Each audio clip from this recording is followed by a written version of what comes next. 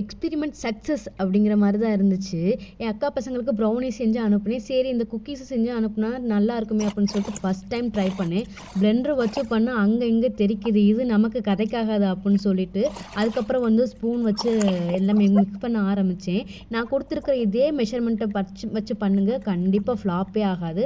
அதுக்கப்புறம் மாவை போட்டு கலக்கிறேன், கொஞ்சம் ஹார்டாக இருக்கிற மாதிரி இருந்துச்சு. அப்புறம் பிசைய வந்து நல்லா ஸ்மூத்தியாக வந்துச்சு. அதுக்கப்புறம் அதை பைப்பிங் பேக்கில் போட்டுட்டு ஸ்டார் நாசில் வச்சு யூஸ் பண்ணேன். ரவுண்டாக நார்மலாக இதுக்கு செய்யன்னு சொல்லிட்டு டிசைனாக இருக்கட்டுமே, ஒரு டெக்கரேட்டை போடுவோமே அப்படின்னு சொல்லிட்டு இதை பண்ணேன். அவுட்புட் வந்து அவ்வளோ அழகாக இருந்துச்சு.